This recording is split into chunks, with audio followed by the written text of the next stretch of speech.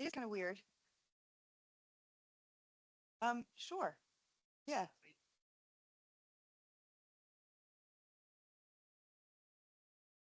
Sure. You don't want to just put it. You can't put a chair in front of the podium. That would look weird. Okay. Sure thing.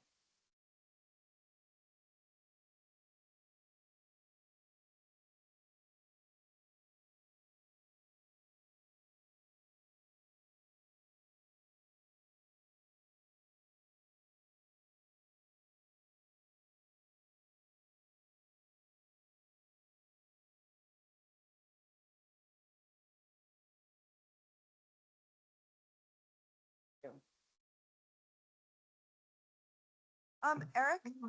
Can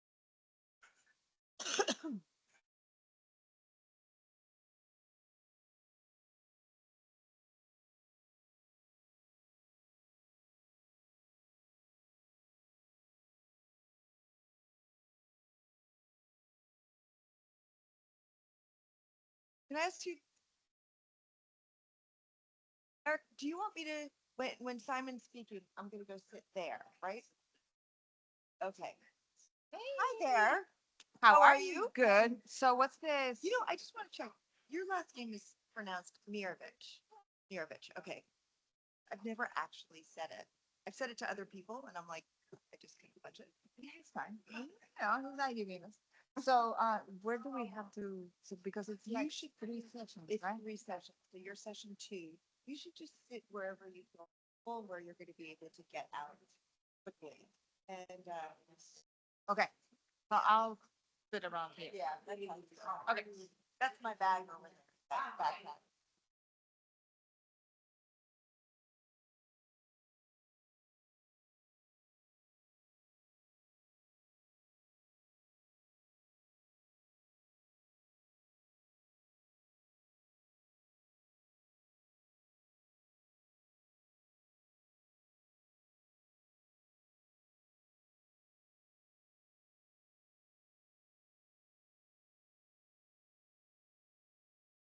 Hello and welcome. We are going to be starting momentarily. If everybody can please take your seats.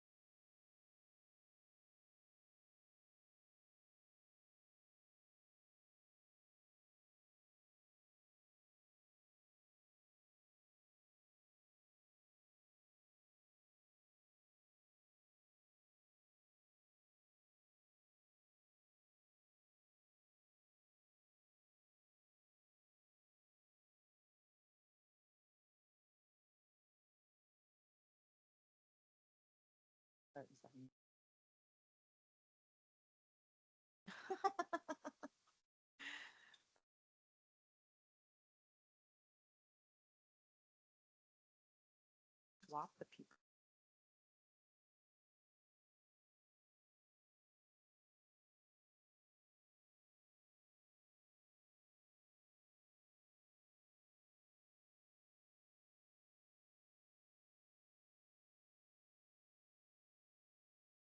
Okay. Okay.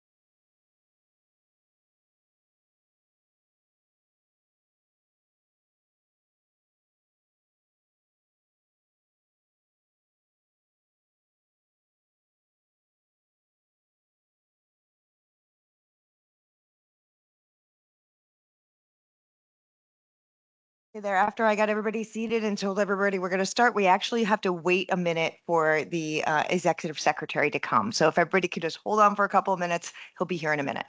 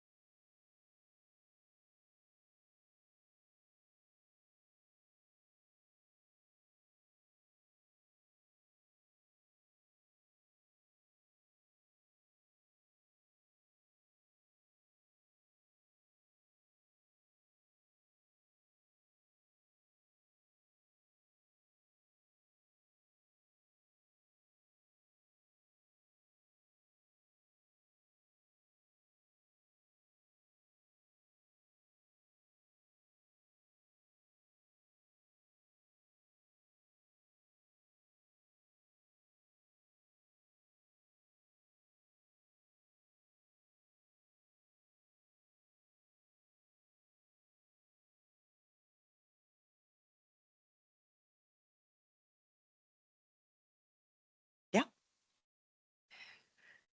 Hello and welcome to the conversation today about weaving net zero into the fashion industry. This conversation is organized by the United Nations Framework Convention on Climate Change, which is organized by the Fashion Charter, which brings together the private sector, finance, and policymakers to decarbonize industry. To kick us off, I'd like to introduce Simon Steele, Executive Secretary of the UNFCCC. Thank you.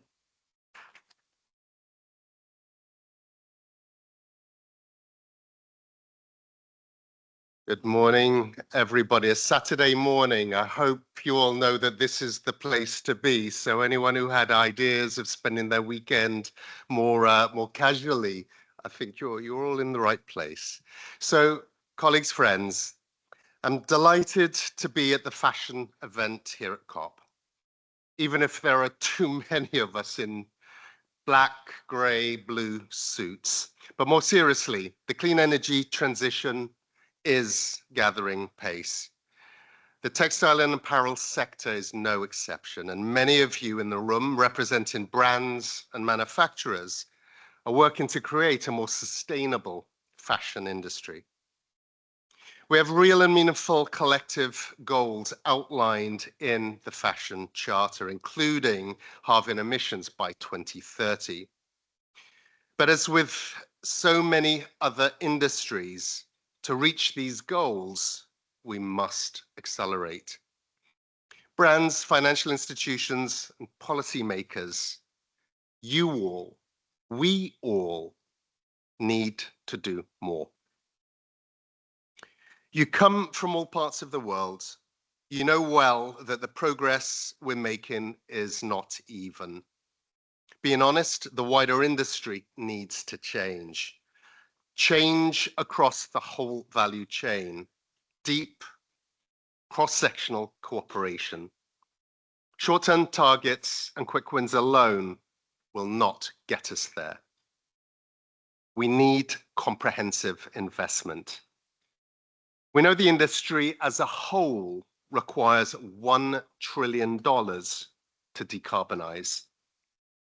As I said in my opening speech last week, this isn't charity. This investment will benefit you all, and it will drive real growth. But we know this is not easy.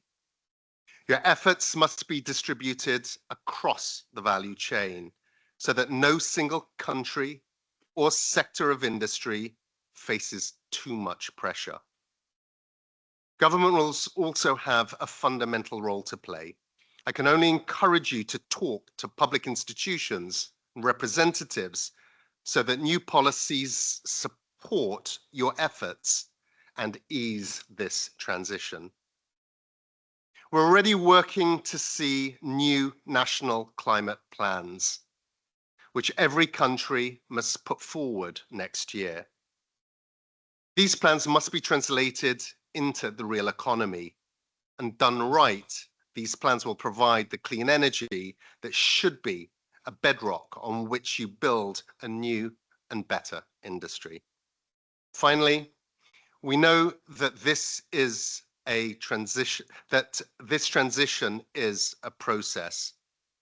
We need you to look at each of your experiences, at best practices, at successes and failures, to continue to improve policy and action on the ground. Transparency plays a fundamental role here. Your achievements can serve as good practice for other parts of the industry, spurring additional innovation. And the challenges you face can serve as guidance for policies that continually empower more people to take more ambitious action. So once again, thank you for being here today. We cannot succeed without you. I thank you.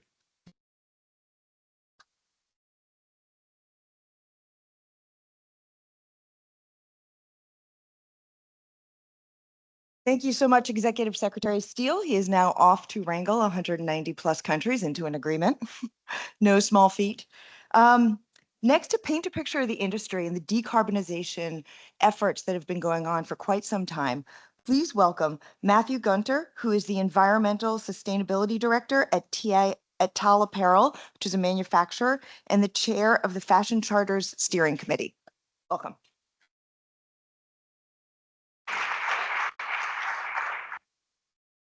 Well, thank you, Mr. Simon Steele, for taking the time to be here and for your opening remarks. Your message of a whole society approach towards climate action is well heard within our sector. Dear friends and colleagues, welcome to the Fashion Industry Charter for Climate Action event here at COP29. As the current chair of its steering committee, it is my pleasure to also welcome our speakers and audience to today's event. The Fashion Charter, for those who don't know us, is a private sector initiative convened by UN Climate Change and composed of fashion brands, manufacturers, and supporting organizations striving to galvanize fashion industry action towards ambitious targets and bold actions. Our foundation is the charter document, which our signatories sign, committing themselves to supporting the ambitions of the Paris Agreement by halving greenhouse gas emissions by 2030 and achieving net zero by 2050. Our signatories are doing a lot among their own companies and supply chains. Renewables, such as rooftop solar, are being rapidly deployed. Coal is being phased out in our signatory value chains. Energy efficiency is becoming common knowledge and being supported by our signatories and our implementing partners. Our signatories are also innovating on finance to provide lower cost financing options and value chains. While signatories are doing much, challenges remain to reach our ambition. So I'm not only the chair of the steering committee, but I also represent a manufacturer signatory to the charter, Tall Apparel. Manufacturers in our industry are heavily concentrated in the global south, in countries which contributed little to the current climate crisis, whose businesses and those they employ are some of the most vulnerable to the worsening climate disasters, many of them women. Manufacturers feel the burden of the industry's decarbonization ambitions, and we will need to adapt and help our workers adapt as the temperatures rise. Manufacturers are concerned that our current business models are not conducive to achieve our climate targets. Our industry is highly fragmented with a high degree of specialization in manufacturing, creating complex supply chains to deliver the clothes we are wearing today. This means each manufacturer's context matters for their decarbonization journey. In the charter, we began dialogue to understand the direct and indirect costs faced by manufacturers to decarbonize. What we are finding is costs are contextual and vary based on a variety of factors, including country of operations, company size, and maturity of implementing climate action. Yet one common finding among leading manufacturers is that progress in your climate action journey, not only do you find the need for more capital-intensive projects, but the operational cost of these interventions can also raise costs of production. While these in themselves are not barriers, systemic issues of our industry create the challenge that even small increases in costs disadvantage the manufacturer against its competitors. And the same can be said for brands, where even small increases in retail prices may drive their consumers to their competitors. Current financial models do not look favorably upon projects where costs increase without a clear return on capital. Over the last few days here at COP29, I've heard speakers representing the financial industry say that finance is not necessarily a driver of action, but reactive to the market demands, and that carbon pricing would support the valuing of projects and assets that would help reduce financial risk. In other words, under the right economic policies, previously unbankable projects become bankable. Through the charter, we're engaging with governments to bring the fashion industry voice to the policy-making table. We want to do more of this. We seek collaboration with national governments to support their policy-making efforts, which set the enabling conditions for rapid action. We are here to support national governments to implement their NDCs and ensure these are investable by the private sector. Implementation of conducive policy for energy efficiency, renewable electricity, shifting away from fossil fuels, enacting circular economy principles, and implementing carbon markets will be essential to round out the business case for action. I'm encouraged by the announcements at this COP of more governments implementing national carbon markets. This will enable level playing fields for our companies that are leading the climate action charge and allow them to competitively stand out from their peers. I also look forward to the NDC 3.0, which governments will submit soon. Interestingly, I learned during a side session that many of these NDCs are not linked to the actual costs associated with these plans. Likewise, I think our industry can do a better job of specifying the costs of decarbonization and make our transition plans tangible and investable. And as an industry, we can have more specific conversations on our cost and financing needs to support government's NDC ambitions. As we enter the Charter's 6th year, we are updating the Charter's governance to enhance transparency and accountability of signatories' net zero transition plans. We are also updating our strategy to focus on actions that support the enabling conditions for broader climate action, not just for charter signatories, but the industry as a whole. As a colleague and friend recently quipped to me, fashion is passion, and Fashion Charter and its signatories are passionate about fashion and climate action. Thank you for your attention and for being here today.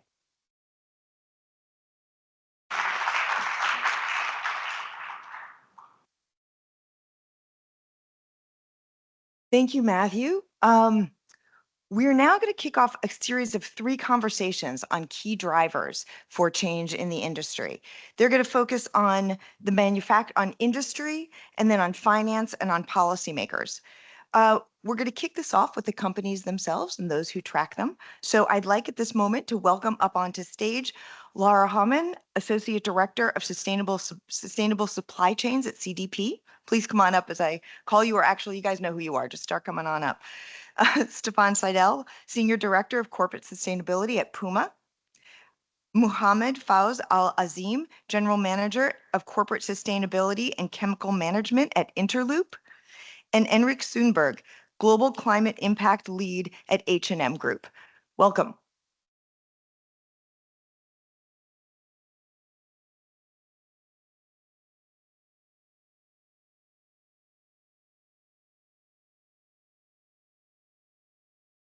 All right, does that work?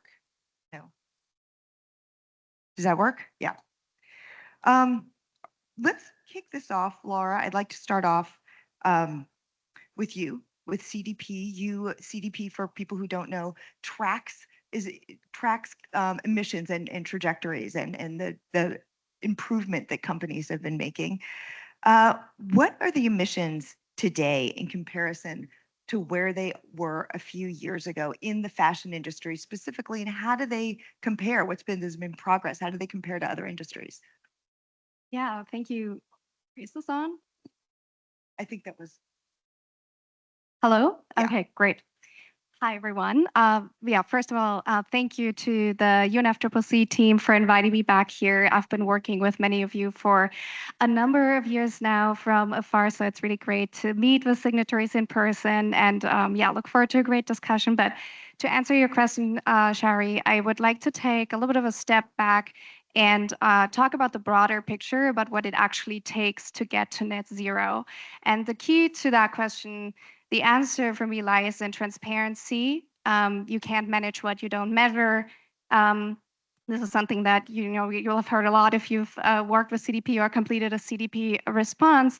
And this is not to say that data or science is a silver bullet to solve the climate crisis. Clearly, it's not, right? Because we have a lot of data and we have all the science. But what it can do is really drive two other T's, which are trust and transformation. Without transparency, we don't have accountability and we have no trust. We are not able to measure progress against our emissions trajectories. And also in the context of this COP and the topic of finance, we're also not able to build investable action plans. And that's, regardless of whether you're a national government or a city or a fashion company trying to reduce your emissions, right? So we need reliable, comparable, standardized data to get there. And this is obviously what CDP has been doing for now almost 25 years and really trying to standardize this process of collecting this data. And so I know a couple of weeks ago, we just closed out the 2024 disclosure cycle. So congratulations to everyone who completed their disclosure. And I have a couple of data points that I wanted to bring today, and I promise I will get to the emissions portion. So first of all, I'm really, really happy to share with you today that we've reached an over 90% response rate among the signatories for the first time ever since we started this engagement. So this is really, really wonderful progress. At the same time, though, looking back on the past 5 years of engagement, I also do want to note that when we first started, I think it was around 100 signatories of the Fashion Charter, and now this year, 79 signatories were requested. So while we see that there is a growth in the industry becoming more transparent and leaders really stepping it up and disclosing their emissions and calculating their Scope 3, At the same time, we also have a net negative, and the total number of companies engaging and disclosing and working with the charter. And I think that is kind of what frames the discussion for me. And so when I've worked with this industry now for a number of years, and what always stands out to me is that we operate on a really wide spectrum of different maturity levels. So on the one hand, we have the trailblazers, many of you in the room here today that have credible climate transition plans. Twice as many signatories now have science-based targets. That's really great. There are some signatories which have been able to triple their renewable energy capacity over the past couple of years. And we all know, like, that was one of the big messages at the last COP, right? We need to triple renewable energy by 2030. We've talked about this earlier, I believe, with H&M. Some of the signatories here on the panel, H&M, Puma, you're now like very close to 100% renewable energy in your own operations. So all of that is really great. But then at the same time, there are a lot of companies that are still at the beginning of their journey.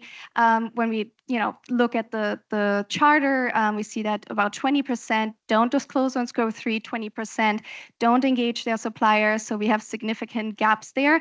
And then when we compare this to the industry at large, these gaps become even bigger. And there's only like a third of companies that has set any renewable energy targets.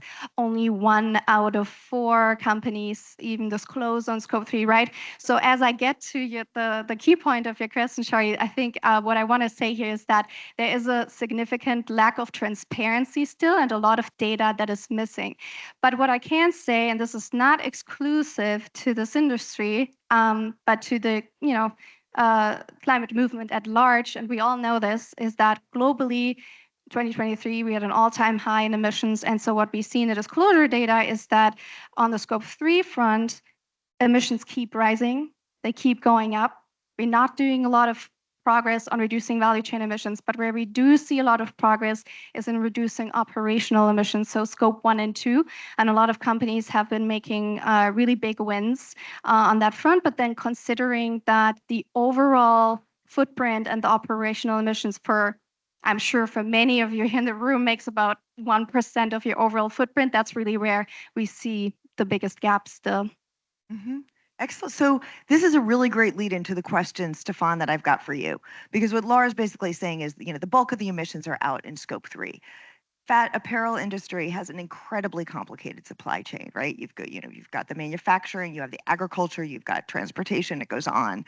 So I know that you've done a lot of work, Puma's done a lot of work on tracking their supply chain. Can you talk about how you are handling, the supply chain, the Scope 3 emissions, what innovations, how are you handling it, and where are you now in that? Yeah, thanks for having me and thanks for the question. So maybe first to respond here to Laura's point. So we as a company have reduced Scope 1 and 2 by 85%. Our target is 90% until 2030. We anticipate to hit that target maybe next year already. Yes, Scope 1 and 2 emissions is a small proportion compared to Scope 3, but also you have to clean your own house first before you go into other houses for cleaning them up, right? So I think the order is right. First, you work on your Scope 1 and 2, and then, of course, in parallel, and more importantly, you work on your Scope 3. So coming back to your question, Shari, so we have done a kind of an 80-20 approach with our supply chain. Now we have divided our suppliers into core suppliers and non-core suppliers.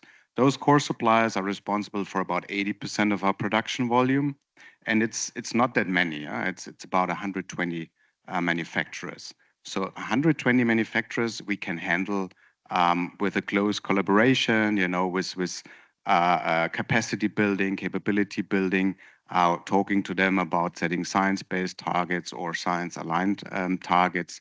So that has been quite successful as well. So we've been able, for example, to double the amount of renewable energy in our Scope 3 supply chain from last year, let's say 2022 to 2023, from like 11% to 22%.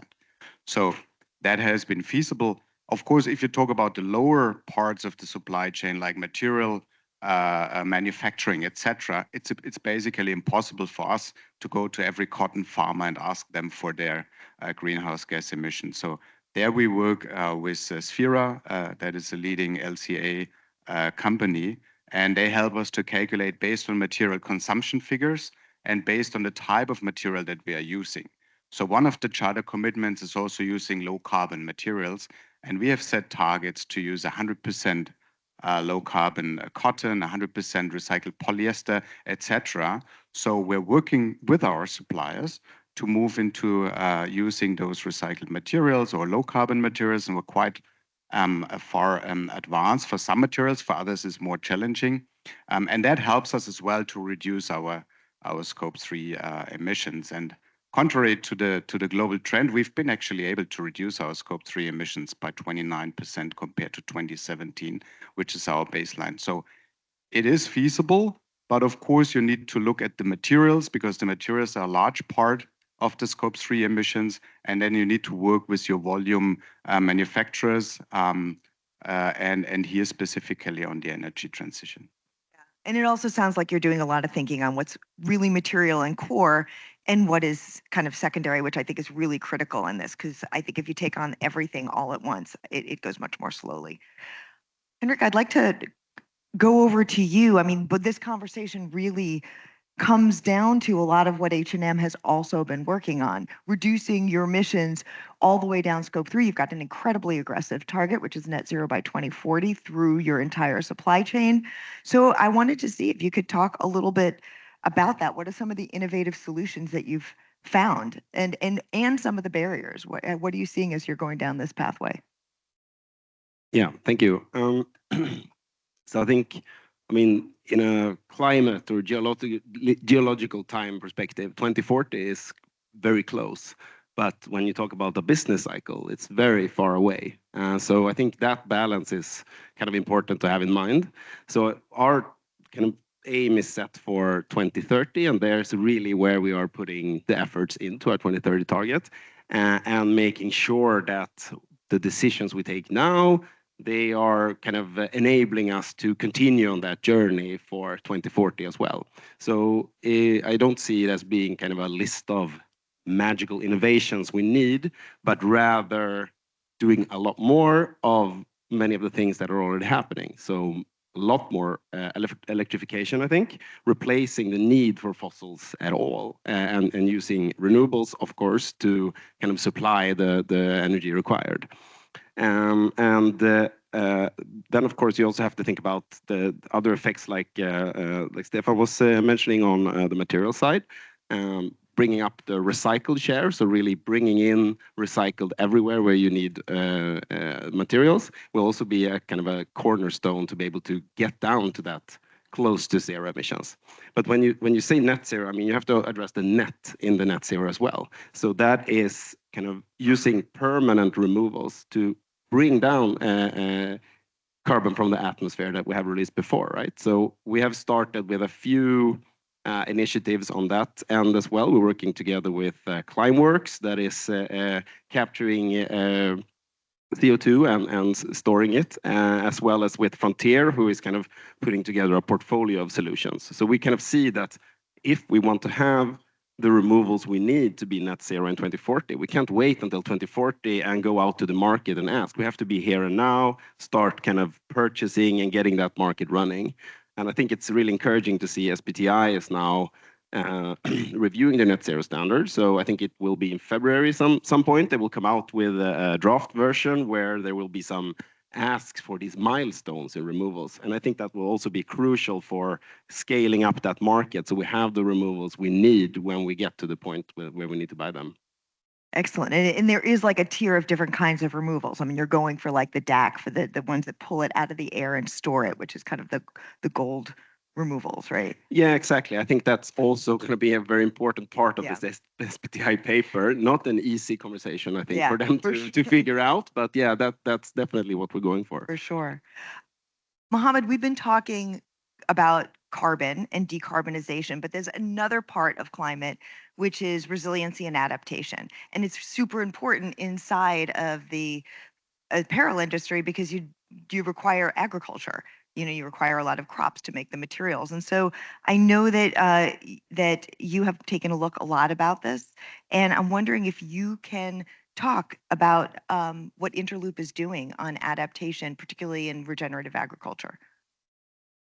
Okay, thank you very much. And I think we are the most guilty partner in a carbon emissions, because we are the manufacturer side, and we are just emitting a lot when we are manufacturing. Just going to answer your question. First, I will just quickly go through that how this the sustainable material embed in our strategy as a company, because Interloop is the biggest hosiery manufacturer in the world, and we are also working. We are complete vertical integrated facility. So from starting from the spinning to the finished product, we have all operations inside. So we have a huge carbon impact in this term. Our journey started in 2015 when we formally started to set our targets, and we just make a plan of 5 years. We roll out in 2020. In 2020, we just go into the SBTI, the science-based target setting. For manufacturing facilities, setting the science-based target is a hell of job, because we are expecting a vertical integration and vertical growth in the next 10 years, and we have to go absolutely down in terms of emissions. So that is a very, very crazy thing to target for the manufacturing company. In 2020, we set these SBTI, and at that time, we were the only company in Pakistan in a large enterprise who set the science-based targets. And at that time, we just planned a strategy in two segments. One segment was to plan renewable energy projects within within the company, and second was to work on the sustainable materials as well. So sustainable material was the scope 3 part, which we were strategizing to reduce, and the other renewable investments were the scope 1 and 2. So we set about $29 million for the renewable energy projects, in which the major was the energy from the biomass, the bio-waste, and as well as the solar energy. So almost 80% of that investment that already made within the facility, that is making us about 70% of our thermal energy renewable, and about we are expecting 12% of the electricity that will be the renewable. So this is the scope 1, 2 part that we invested in this. In scope 3, that is the more about the material part, and we target to increase the sustainable material by 70% by 2025, which almost we have already achieved at this moment. And this, when we say sustainable material, it's more about the organic cotton, it's more about the better cotton, regenerative cotton, and all the recycled content in our raw materials.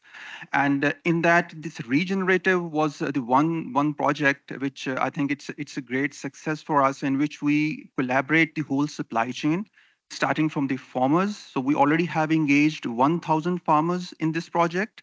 About 6,000 acre of land has been engaged, and it's about 25 villages that are taking part in this project.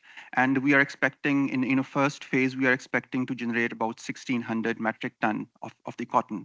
So this is the ultimate purpose of this, because this side, investing on the material side, can help us to reduce the scope 3 emissions which are associated with the material side. The good thing about regenerative cotton, it has added advantages as compared to the organic cotton. It has a value in terms of cost effectiveness. It also have a great engagement at the farm level with many farmers. So we just plan in three benefit stages. The first is the capacity building. We have engaged one implementing partner at the ground who are engaging with all the farmers, 1,000 farmers. The second is the social side, in which we are just engaging the families, the children's, and we are just engaging in terms of the knowledge sharing, as well as just to uplift their livelihood as well. So these are the things which are focused, and hopefully we already have got the first crop in this season. And from the second season, we are expecting to have the certified regenerative cotton in our supply chain, and definitely we are also engaged with the brands as well to consume as a raw material. All right. We're gonna kind of do a quick, the second round will be kind of quick answers and then we'll go to a lightning round. I did want to go back, Stefan, to you and pick up a thread that you were talking about, which is you were hinting at the relationship that you have with your suppliers, and you were talking a little bit about this, and I wanted to see if you could go a little deeper on that and how the relationship with your suppliers and how you build that is important to being able to get the data and affect change from down your scope 3 emissions. Yeah, so we have strategic partnerships with our core suppliers. I was explaining that we are splitting between core suppliers and non-core suppliers. Many of the manufacturers we work since 20 years, since 30 years. So, and then they are also getting a significant purchase volume from us. And that, of course, gives us the leverage and also the interest of those manufacturing partners to talk to them, to work with them. We do have, I played guilty here, we do have our own data collection system still. We're waiting for the industry data collection systems to be as efficient as we need them to be, but we do collect data from our manufacturing partners with a software called Enablon. That is tier 1 suppliers and tier 2 suppliers. And of course, that requires a certain effort on the manufacturing side to fill in those templates. But it's very important, and we're doing this since about 10 years, so it's not a new thing. And of course, when you have those data, then you can also talk like, okay, how can you reduce those? What are the main levers for reduction? You can engage into programs. We're working with AII, for example. I think Louis is on stage later on. We are working with other let's say, capability building. We're working with GIZ, the German Development Organization. So all of that really is required. But the most important thing is this partnership where you're not regarding the supplier as something that you can exchange easily and where you can squeeze for the last, let's say, half cent, but where you really have this partnership together. And maybe to add one thing, one of our suppliers is sitting next to me, so so hopefully he will not contradict me, but or confirm. But yeah, this is how we're working with our manufacturing partner, not only since yesterday, but for the last couple of years, at least 10 years, for example. Yeah. So yeah, so the way you do it is you travel with them, you do panels with them, you develop a good relationship. Mohammed, I want to go back to you just for a second, and then we're going to do a lightning round. When you were talking about your solutions and how you do this, you're going from the supply, you're going from the brand down to the supplier. Are these solutions that you're having, are they scalable? Do you think that you could take them from individual, you're talking to a lot of individual farmers, as you discussed. How do you take that to scale? I think we are working because it's scalable, because I think the model we adopt is it's a multi-stakeholder engagement at the start. So what we are doing at the moment, we have the brands on board, we have the farmers on board. So both ends we are already on board. So we have a very clear understanding that in the next year and in the next 5 years, what would be the expectation of the brands from us, because the brands are already engaged, they already have the book the capacities even, the pre-book capacities for the region agriculture. And second is the farmers. So farmers, they are all aligned. The first year is very successful. For the second year, we are going to engage the certification against that. And definitely we are just expecting that at least we can be able to meet 100% of our demand, which we foresee right now in the next 3 to 4 years. Mm-hmm. So we're just going to close quickly. We're running out of time, so I'm sorry, we're going to have to kind of wrap up. But I wanted to do a quick lightning round. Tomorrow's paper that was saying, the fashion industry does X to align with 1.5 degrees. What would X be? And I want to start off with you, Henrik. Maybe I will disappoint you then, but because I think it's not one X, it's a very long. It will be a very long headline. XYZ. It's XYZ. More of what we're doing. A lot of little individual engines being changed in the factories to kind of consumer behavior. It's all over the place, I would say. But if I have to kind of condense it, I would say that, I mean, effective and impactful legislation. I think that is like leveling the playing field. So you know, the whole industry moves together. I think that's the, if you have to, it's not a snappy headline, but yeah, that's what you get. It's a great one. It'll lead into our third conversation today. Laura.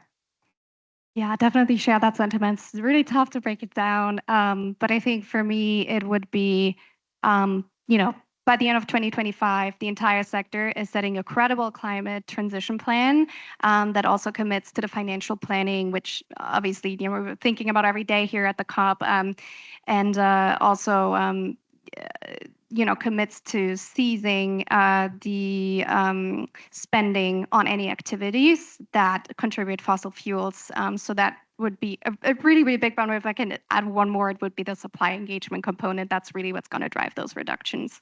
Excellent. I agree with Hendrik. We need the policymakers. I think a mandatory carbon footprint would go a long way, or the inclusion of our sector into CBAM, which of course from a company perspective, we don't really want to do it. But from a climate perspective, I think that would help. Good point, Mohammed. I think, again, the second to these points, all stakeholder collaboration, that's very important, because when we are thinking to reduce the carbon footprint, we need to quantify them first. So the quantification across the whole supply chain, a complete LCA, and engagement of each stakeholder in that complex mesh.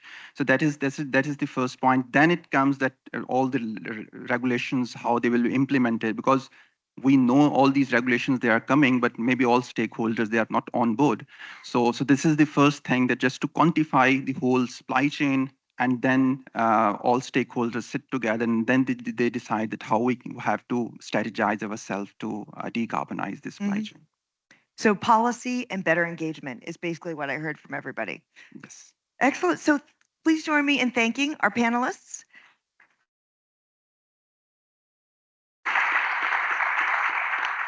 So our next conversation is going to be on finance, because innovation only happens if somebody's willing to finance it. To kick this conversation off, I'd like to bring to the stage Louis Perkins, who is the president and CEO of Apparel Impact Institute. Louis.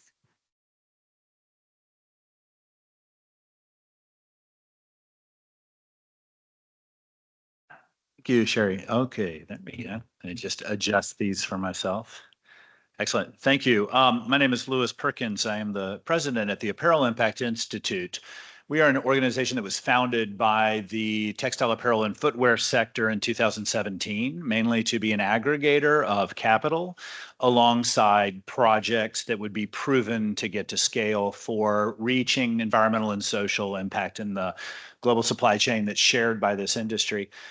Primarily, our focus is not to set those targets, but actually to help build proof points of projects, programs, and solutions that we've been able to get funded to demonstrate that work.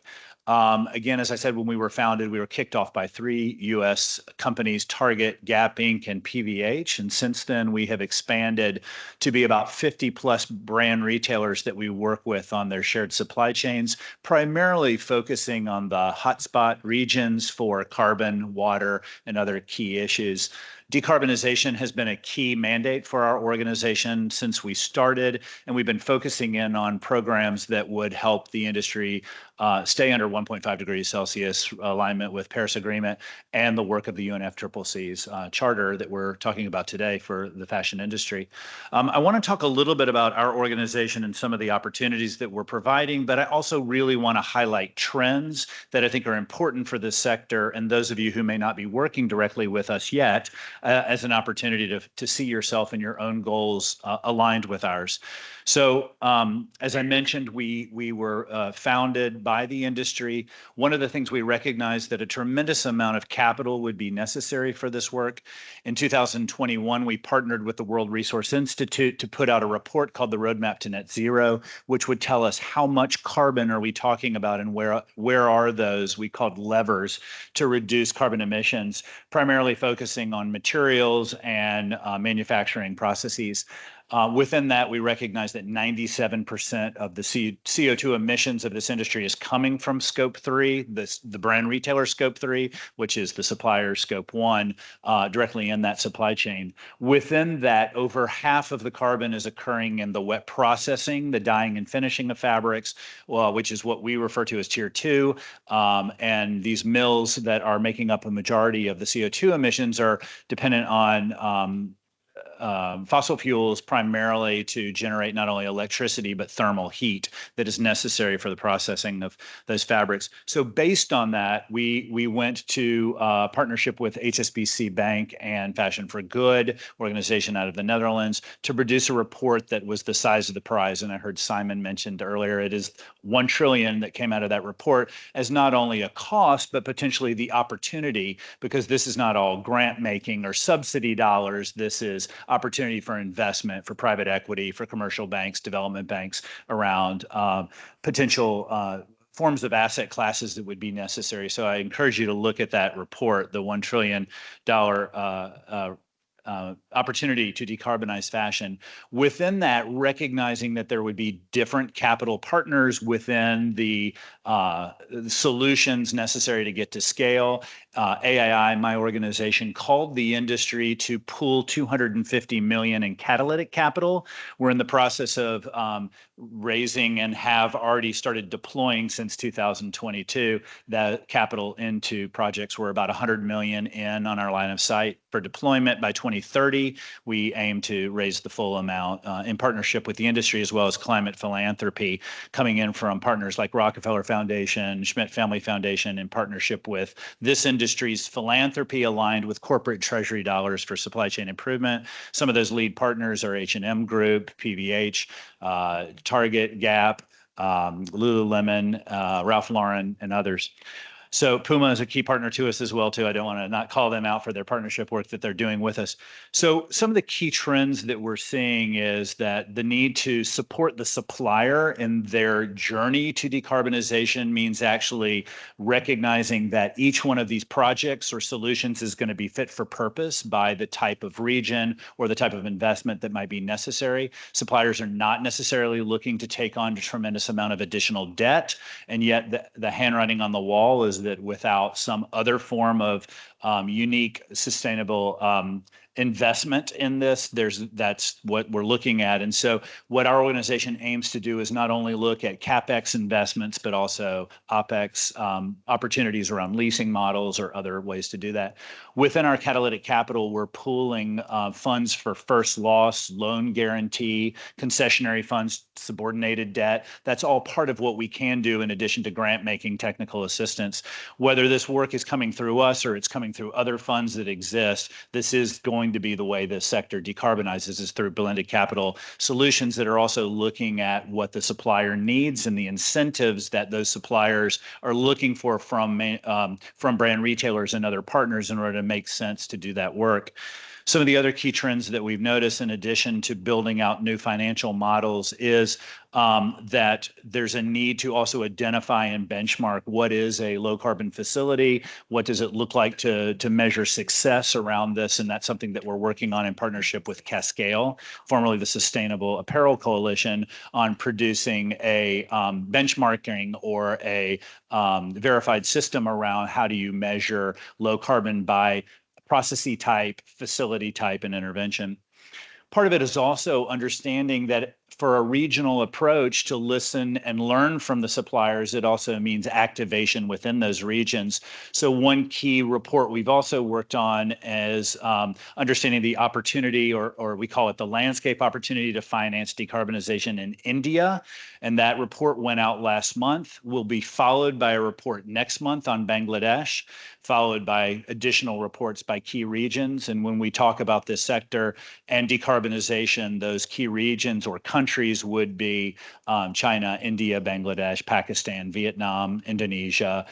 There are others, Sri Lanka as a country. There are others, but that is primarily where we're focusing within Europe. Turkey shows up within that list too.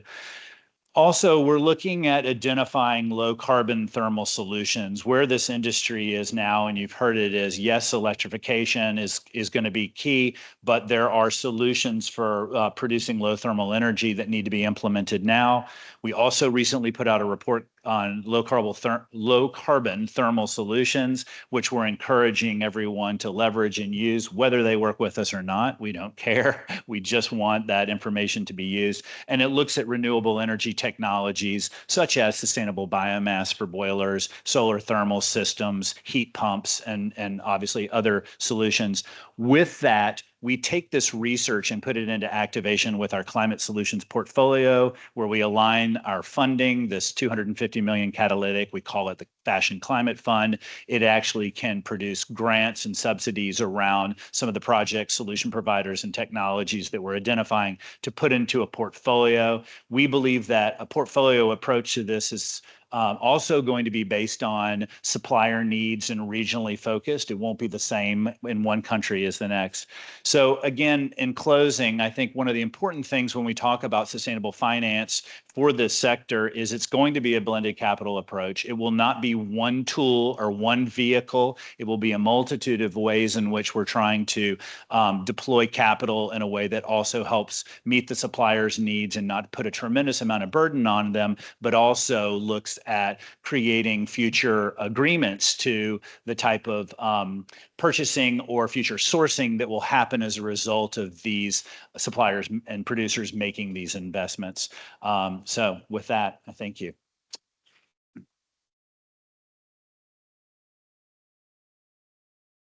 Thank you so much, Louis. So, whoa.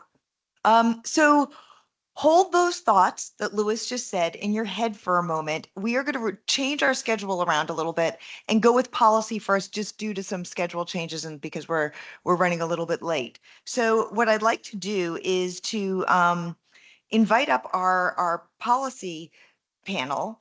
As we heard in our first panel, policy is a really big deal. It's a leveler. It's something that really drives change quite rapidly.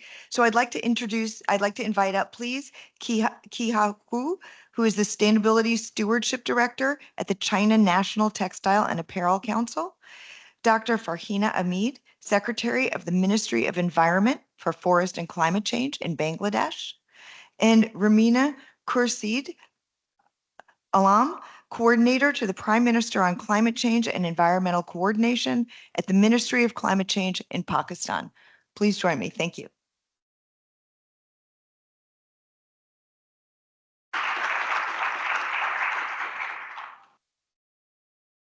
Hello and welcome. So you guys definitely got teed up in the first panel. It's all on you guys to create some great policies. I'd like to start off, please, with Farhina. As your government is working to set a more ambitious NDC, what innovative strategies are you guys using to incentivize the private sector? Thank you. I'd like to mention the target we have set in our NDC, that is, we'll reduce our carbon by 7% with our own resources, and if international support available, we'll cut it up to 15%. That will, in total, 21% of carbon emission we are targeting through our NDCs. So it is a huge ambitious target for Bangladesh, because we actually shares the global emission that is 0.48%. So though country is poor, and Bangladesh is 7th most vulnerable country in terms of climate change adversities, but still we believe that mitigation is the best form of adaptation.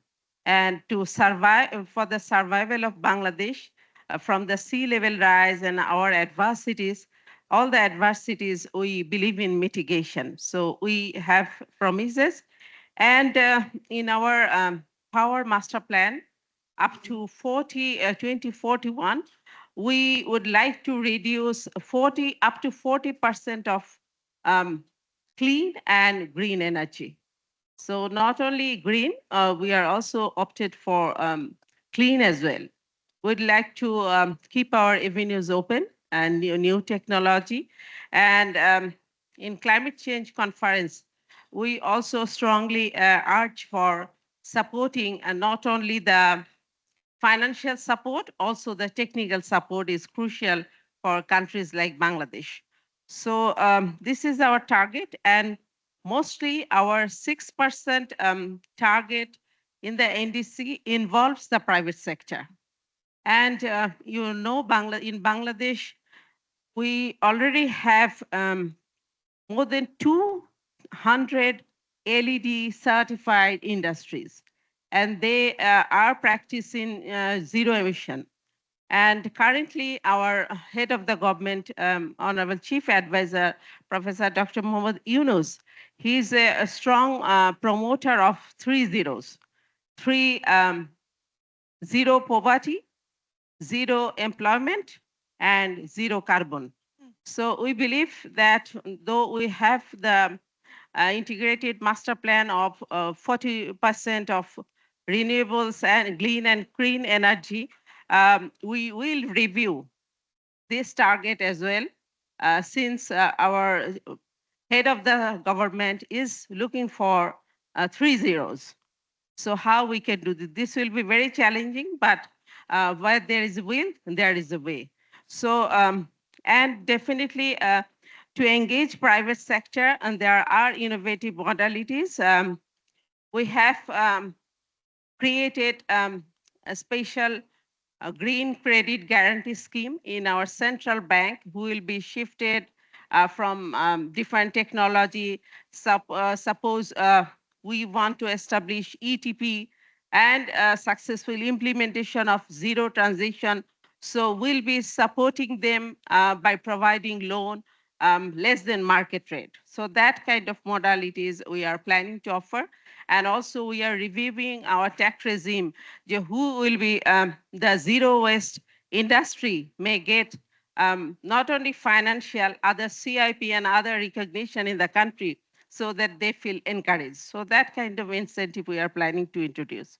Excellent. So you're using concessional finance and financial tools through the government. It's really interesting. Now you're teeing up the conversation for the next panel.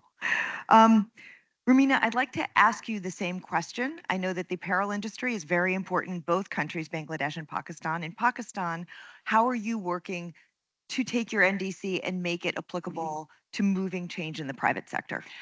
Well, thank you very much. Very good afternoon, ladies and gentlemen. I think it's good morning, sorry. So it's between Pakistan and here time. Anyways, very good morning to ladies and gentlemen, and thank you for inviting me on this panel. Well, as being a policymaker, I'll be very honest, maybe what I'm saying, it's not very much nice to ears of the people, but as the person from the policymaker, I believe the political people, the leadership is for the people, by the people, and because of the people. So of course, when we are going to make some policies, we have to see and that how we can facilitate our people and how we can look after their rights. And when it comes to Pakistan, as I really agree with my dear panelist, Madam Secretary from the Bangladesh, Pakistan is, in the top 5 countries, was vulnerable. And when it comes to international, when we do talk about the questions we are asking for the NDCs, we are asking for do more, the different, people, they always ask, do this, do that. But the developing countries who are suffering from the economical challenges, as you know, in 2022, we have the world's worst floods in which, we have to survive as well. We have to come up. So when it comes to the policies, of course, we need to think how we can work and how we can look after the climate actions and strategies, but looking after that aspect, one of the side. But in this, we are trying our level best to come up with the strategies where to give the incentivized taxation and incentivized to provide more facilities towards the people from the private sector, how we can do the private public, to build their relations, and how we can make a way forward for them to work and to invest and make their way easier and to bring the international investors. I don't want to say while every time of course, we know the vulnerable countries are very much in the pain and there is no gain without pain, but this pain is little harder for the vulnerable countries and we need to think, and as being a vulnerable country, I don't want to portray that Pakistan is vulnerable, but we want to, because we are a resilience nation. So we are trying our level best to make the policies and the mechanisms strengthen for the people where they can get more assistance towards the way forward easier for them. And when it comes to low carbon emission, of course, we are trying our level best to, as in Pakistan Pavilion, most of or on the Pakistan websites as Ministry of Climate Change, you can go through with that. The policy documents which we are putting, the strategies we are bringing now. So the way is long. It's a long way, but still, every day is learning. We are trying our level best to come up with the better policies, and because every day is, the technology is getting changed, the things are getting changed. Although there is good to dream and to, when it comes to the digit, as being a vulnerable country, as a developing country, I believe that like from so many years, I'm attending the COPs. And this time I got a chance to lead the COP from the Pakistan side. I believe when it comes to even the pledges, we all know that so many people make the pledges, but when it comes to the implementation, things wouldn't work. So I think now it's a time to ask to those people as well who ask the developing countries to do more. Now it's time to ask them that how much they have done more, and then look at our sides as well, because we are not only even like people who are being the part of the pollution as well. So we need to have more facilitation to have the way easier rather than having the pressures of NDCs and this and that. So I think here's a question to look into it, that how you can facilitate the developing countries. I'm not saying that we should not work on the policies, or we should be the more part of that.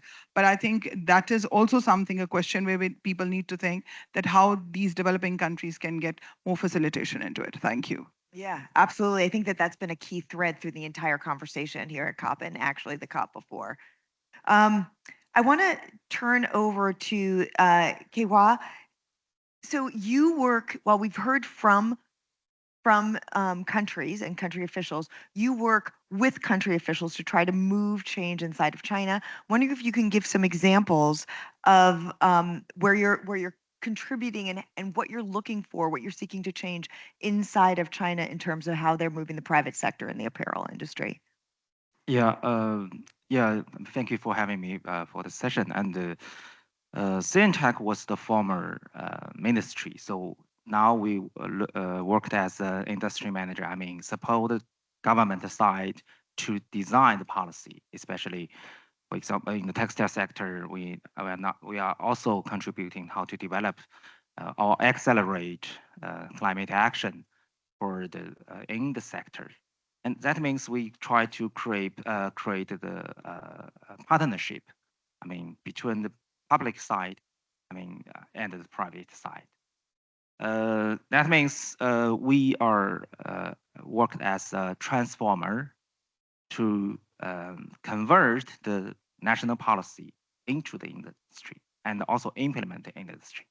So to follow up the national strategy on the climate action, there's a program, we call it in China we call it the 3060 acceleration program for the climate stewardship. That means there are so far 23 domestic brands and 42 leading manufacturers join this program. But the number is not so, big, but if you to see the general output, the industry output from these companies, they accounts half of the whole industry output in China, in the textile sector. So that means they are leveraging the whole industry towards net zero. That's the but maybe you know the textile industry is not a big emitter in China. I mean, according to the statistic from the IEA. So, but we are linked with the consumption market. So this is our role. And China is maybe the biggest production country and the future consumption market in the world. So our role will to mobilize more and more consumers to understand what's the climate action could be, I mean, or benefit for this planet. And the role of the fashion industry, especially in China, could be a transformer, also a transformer. I mean, for sure, it's like you said, it's huge. China's big, so as China does, as does the rest of the world, usually. Even we are not, I mean, accounts many emission in China or in the world, but we can touch the consumers, we can touch the society. So we need to be the pioneer. So that's why in China we initiated the climate stewardship program since 2017. It's very earlier. I mean, compare with the other industry in China. So to be a pioneer, that means we need to find the solution. I mean, the solution to contribute to the national NDC, I mean, the Chinese NDC, and also to maybe find the solution, not only for our industry, but also for the other consumption goods industry. Yeah, we are the explorer. Yeah. Thank you so much. I think that this has been interesting, and we've heard a lot about the way that countries can do it, and also the way that they're looking for financing and a lot of the progress that's been made. Please join me. We lost our delegates from Bangladesh and Pakistan because they are also negotiators, and so they did have to leave. But please join me in thanking our panel. Thank you. So we're going to go back. Thank you so much. We're going to go back to the conversation that we had started on finance. And we're going to dive a little bit more deeply into people who are doing the finance and are working on doing some of the stuff that our Bangladeshi representative had requested of how do you get finance over from how do you get finance into emerging markets and elsewhere. I'd like to introduce up to the stage Saqib Sohail from the Responsible Business Projects from Artistic Milliners. Aline Mirovich, Climate Change Head at IDB Invest.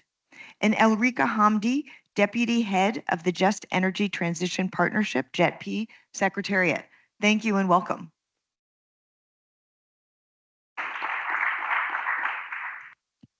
So I want to start off with you, Saqib.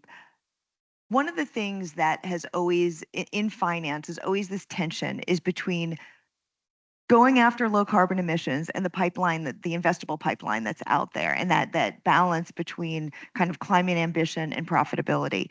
And I'm wondering, for you, how does your company approach this balance? And you know, have you found a robust pipeline?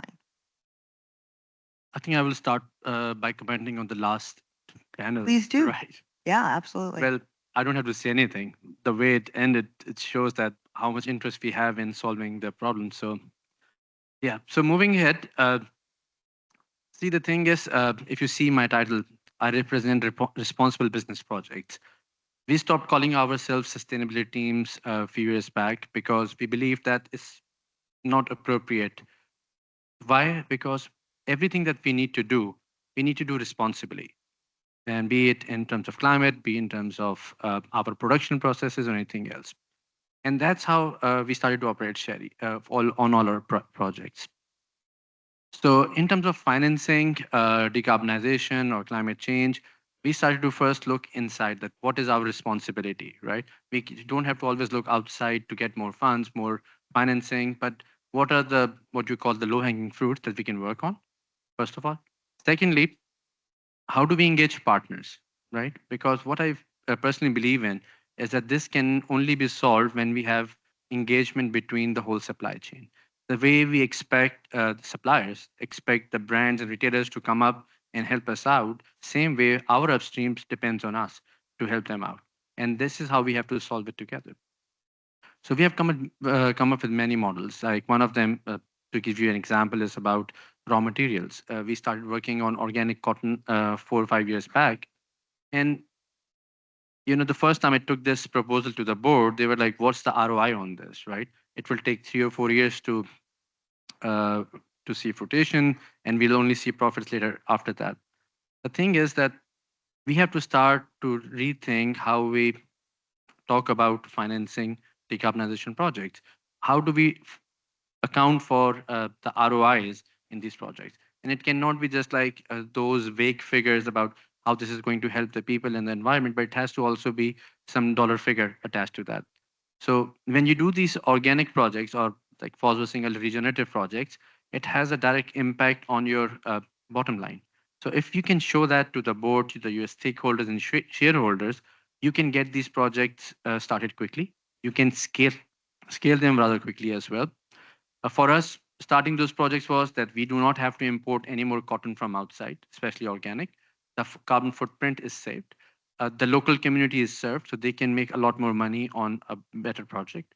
And the money that we're spending in, we start to get ROI on that in the next 2 or 3 years. So for any business, Sherry, it's important that we focus not only on one bottom line, but also the others, and learn how to calculate that. Because most of the business, they do not know how to calculate all of these things and equate it with the dollar value. So moving over on to kind of getting creative on some of this, I'd like to move over to Aline. And what are some of the tools that you're seeing that do get creative? And particularly, I'd love it if you also touched upon the project that you had with Lensing, who is a member of the Fashion Charter. Super. Thank you so much for inviting us. First of all, IDB Invest is a multilateral development bank, and I'm sure you've heard in this finance COP a lot about how much we are trying to increase our ambition in terms of climate finance as MDBs.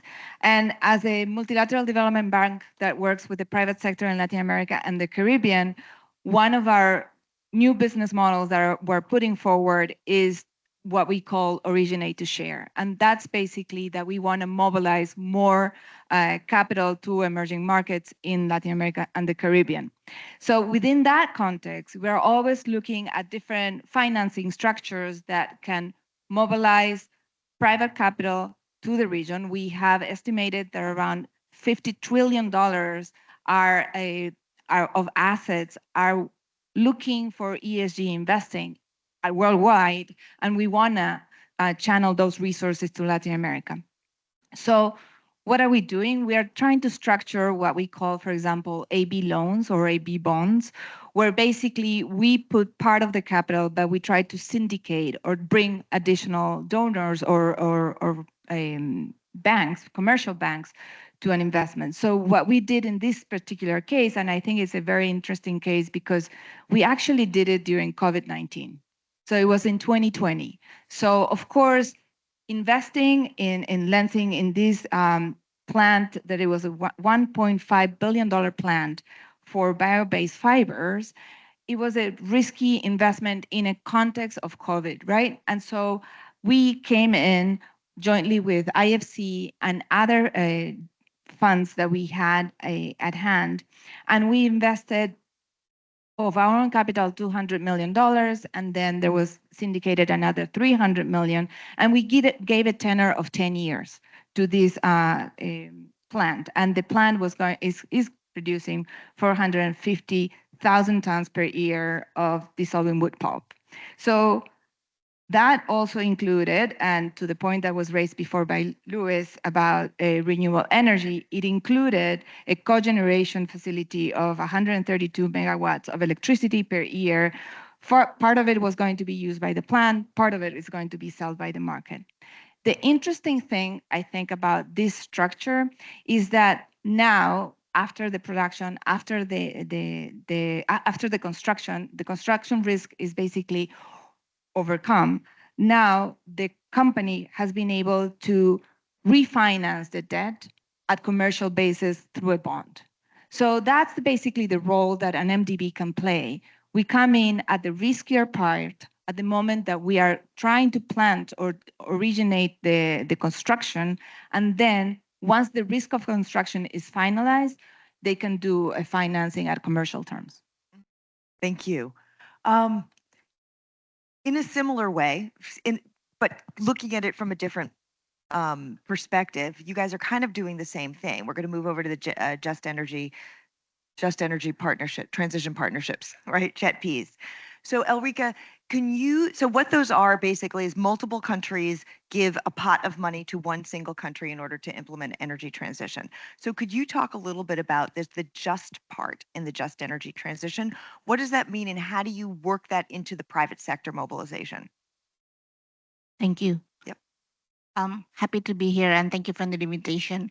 So maybe just a little bit of background about Just Energy Transition Partnership or the JETP. The Indonesian JETP is actually the second JETP agreement that was signed in November 2022 during the G20 event. And up to date, until now, the Indonesian JETP is still referred to as the biggest climate pledge by the IPG countries, that is G7 countries, plus Denmark, Norway, and EU. We had a pledge of 21.6 billion US dollars, which we should mobilize within 3 to 5 years within the period with the focus of energy transition in power sector that includes also energy efficiency. So the just concept is actually a pretty new concept for Indonesia, and I think globally also. We're still trying to find out what is just transition mean, what does it mean?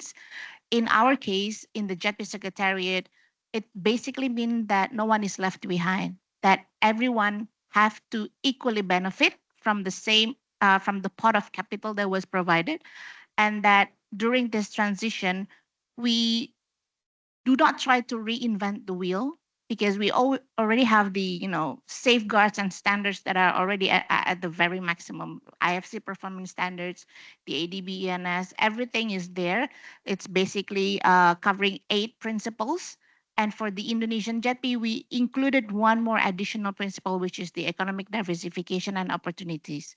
This is where we look at impacts from both sides. So impacts, those impacted can be bad or it can also be good. So we want to focus more on the good part of it because yes, those people might be losing jobs because of closure of coal-fired power plants, for instance, early closure of coal-fired power plants. But we also know that there are opportunities that we can tap on for this just concept. So in short, because I know that we're running out of time, I think we want to try to apply the just concept at every level, at the project level, at the local government level, and also at the national level. And in each of these levels, everyone needs to contribute. So we're saying that not only private sectors, but also the public sectors, including the government, and also as well as the communities and the social workers. I mean, everyone needs to collaborate. So maybe I'll stop at that. Excellent. Well, we're going to have to wrap this up. As you said, we are running short on time, but I just wanted to thank you guys. There's a lot going on in this, and there's a lot of thought on how to bring that money in, and not just bring the money in, but bring it in a creative and also a just way. So please thank our panelists.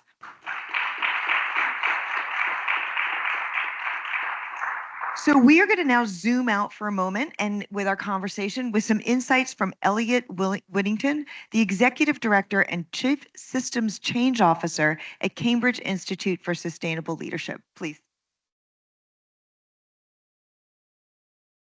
Brilliant. Thank you so much. So first thing I wanted to note is, wow, what an amazing conversation.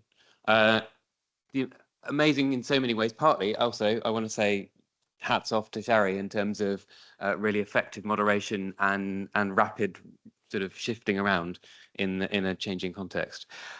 But also just so much insight, so much breadth, so many activities taking place. And I think the conversation really covered the breadth of different, the scale of the fashion sector, the scale of all the people it touches from, all the parts of the world it touches from, and all of the breadth of efforts that are going into trying to decarbonize that sector. What I took away from it is this real strong sense that so much is happening, but also, of course, we need to do so much more. Because obviously, if everything that happened there, if we did that 100 times bigger, we would probably still need to do more. The scale of action needs to increase rapidly. And I think it's also worth noting that the value of having conversations like this, where we have industry, all the different parts of industry, we have governments, we have finance, all talking together, and that has been really critical. And I think it's important to think about what it means to do more, because it doesn't just mean, I mean, it would be good to just kind of replicate much of that and scale it up, but actually we need to get efficient. We need to start thinking about where we focus our efforts. And I think what came out of that conversation for me were a number of things. So one thing is the importance of dialogue, and I think it's the importance of understanding each other. So I would note from that conversation that there was a lot of really useful content, there was a lot of perspectives, but you know, the language from industry, the language from government, and the language from finance, you're all slightly talking different languages. And to a certain extent, you're working to different timeframes, with negotiators having to go up. You know, everybody is subject to their own constraints. Everybody is subject to their own challenges in this.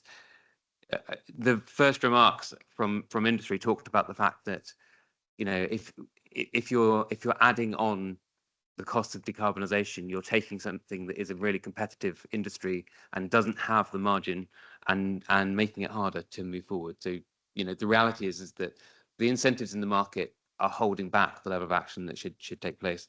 Similarly, for governments, the incentives in terms of politics, the other things that need to be focused on, the challenges in terms of maintaining political consensus are holding back action, and finance, you know, the challenges in terms of identifying where capital can make the best return. We can't solve those problems in isolation. They need to be solved together. That's why reaching out across sectors is really important. But it's also really important to think about that in terms of how the system works. My job title is quite long.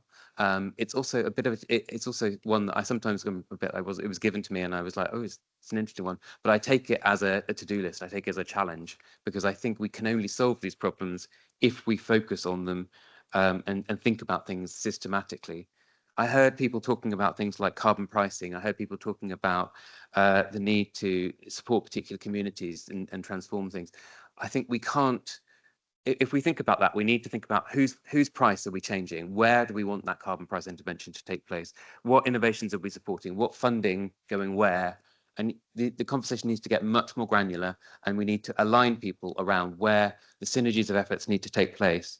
And so my suggestion as we move forward is we need to think about how that dialogue sharpens up and focuses on those critical intervention points, those critical levers where business and finance and government can all come together to really move things forward.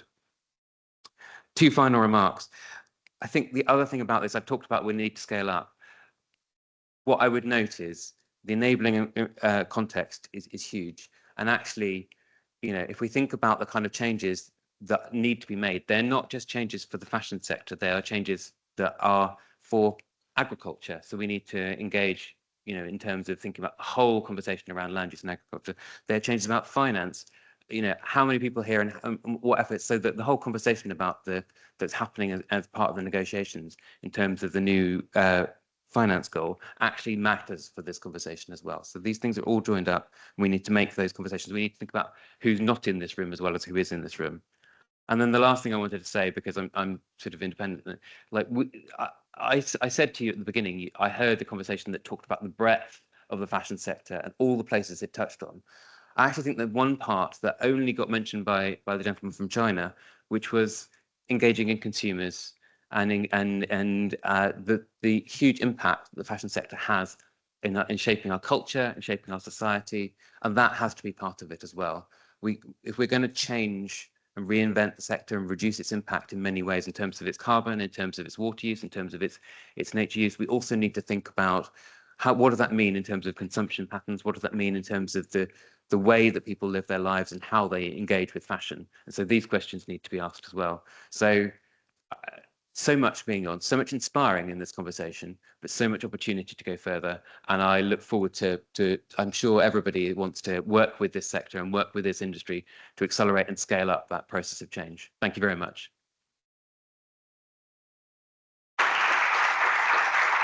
Thank you so much. We are going to conclude this session. I so appreciate everybody's time, spending this time with us. The final thing I want to say is I think that Elliot's call to action was very relevant. And if you do want more information on the fashion charter, if you are at all touching, it touches every part, as you saw, policy, finance, industry, and I think consumers is a really good point. So please contact Lindita or Eric. They're both here. You guys can raise your hands and they will be able to talk with you. Thanks so much and enjoy the rest of your time.